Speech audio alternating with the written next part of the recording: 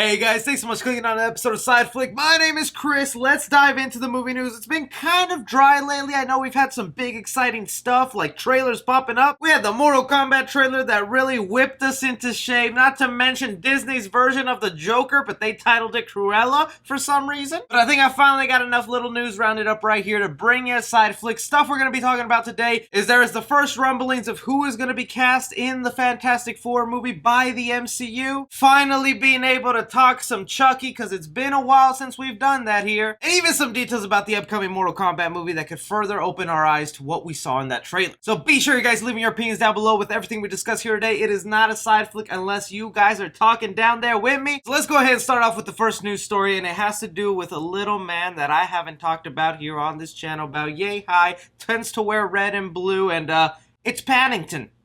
Were you expecting somebody else? There is a God up above, because it was just reported a couple days ago that we will in fact be getting Paddington 3. Do you hear that?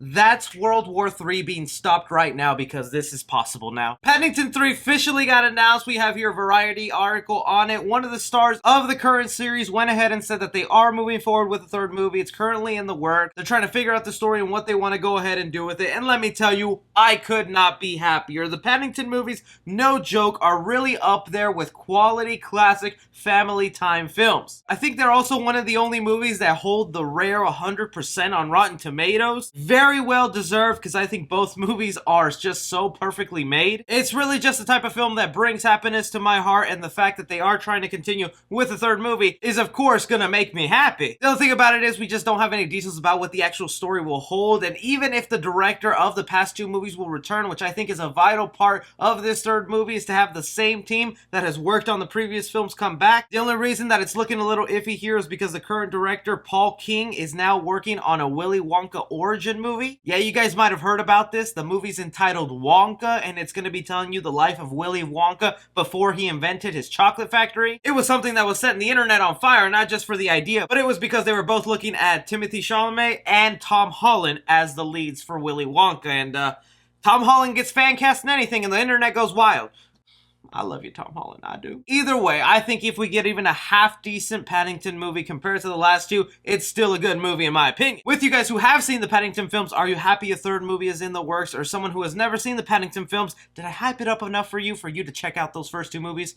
Because you should. Moving on to something a little more bloody and gory, we have the Mortal Kombat movie. Now, like I said, that trailer premiered and it kind of blew all our minds to exactly what they're doing with this film. I went ahead and posted my trailer reaction and my trailer breakdown of this thing. I'm unbelievably hyped for it, but some new details have emerged that could open our eyes to something that a lot of Mortal Kombat fans are speculating about this movie. According to Simon McQuaid, who is the director of this Mortal Kombat movie, he was recently doing an interview and he let it be known that Sub-Zero, in his opinion, is the key villain, essentially saying the main villain for the Mortal Kombat movie. Now, the reason I say this is kind of a big deal and opens our eyes to something is because there's actually multiple villains that have shown up in that Mortal Kombat trailer from the video game. Not only did we have, of course, Sub-Zero that has been made to be a villain in the past, we had Shang Tsung also appearing up there, the Soul Stealer, who looks to be commanding Melina and Sub-Zero in this shot, so it's kind of funny that they say Sub-Zero is the main villain when he's being commanded by another villain. You also had Goro show up, Shao Kahn, even Kano, who seems to be good for now until he'll go evil in this movie. But I think the director finally specifying that Sub-Zero is the key or main villain of the film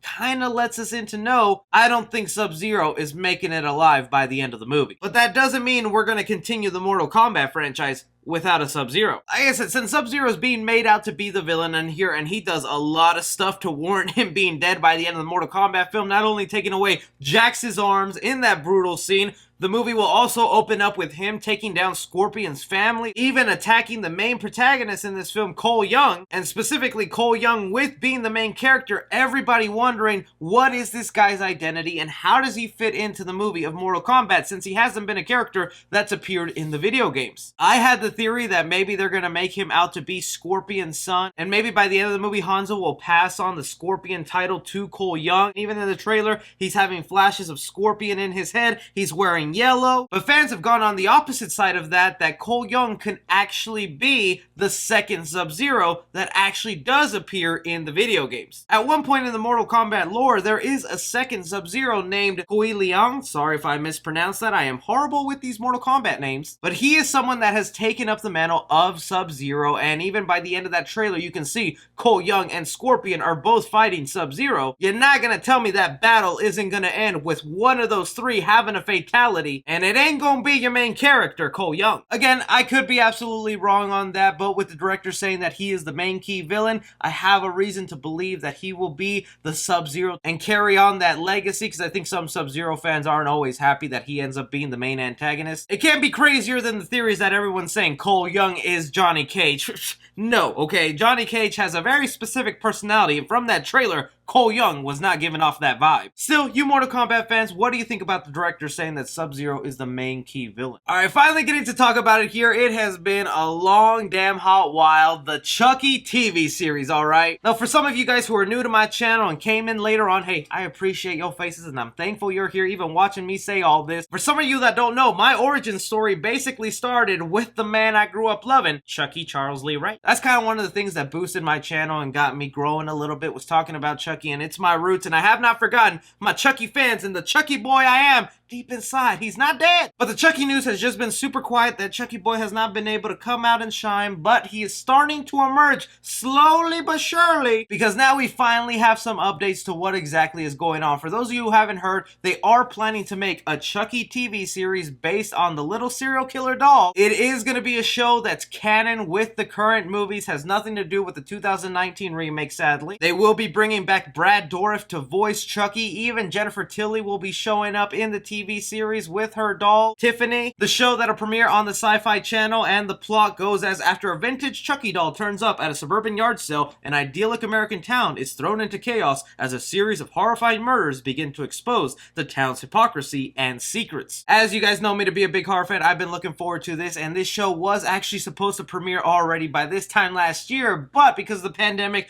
things have been slowing down, things have been moving. But the update we have here is not only did we get Don Mancini teasing that he's finally flying over to Vancouver, Canada, where they're filming the show, we even have a costume designer on set that is showing us that they've already started prepping work for the costumes and designs that'll be involved in the Chucky TV series. Here you can see her posting and teasing about it, that she's working on it already. The show is going to be beginning to film this March, meaning we're finally going to be getting some announcements to who are these new characters showing up, because even though this TV series is still going to be faithful to the events of all the past movies, it's still a brand new story that new audiences could jump into without having seen the past Chucky movies. They are also going to be bringing in the fact that Chucky is haunting a child. We do know that the main character for the Chucky TV series will be a 12 to 14-year-old boy in middle school, and that's what Chucky will be doing, is haunting a group of kids at a middle school, messing with their lives and killing the people around them. So like I said, I know Chucky boy hasn't been around much, but he's going to be popping up soon, because we're going to get so much more updates now knowing that everything is starting. I have not forgotten about you guys. This guy right here is still my baby. Oh, you don't? Let me breastfeed him real quick. Are you guys excited to hear more updates of the Chucky TV series now that we know that they're finally starting to film in a couple of weeks? Alright, jumping onto the Marvel train right here, we have a lot going on in the Marvel Cinematic Universe now that they have come back well and strong with WandaVision. It's been a huge blast covering that TV series, and I'm thankful for each one of you who tune into my channel to hear me break down the latest episode. But we also gotta admit, even though these TV shows on Disney Plus have been awesome, we're still looking forward to the movies they have up and coming, and one of them is the Fantastic Four movie we know is being directed by John Watts, the guy currently in charge of the Spider-Man movies. Well, something that appeared online that had fans talking like crazy about it is we might have our first casting for who will be involved in this Fantastic Four movie, and sadly it's not nothing about John Krasinski as Mr. Fantastic like we would all like. It's being rumored right now that Jennifer Lawrence is being looked at for the Fantastic Four movie as Sue Storm. Now again, I want to say take this with a grain of salt. The original source is coming from the Daily Mail, and a lot of my overseas UK viewers will already be like, oh damn it, why are you bringing this up, Chris? But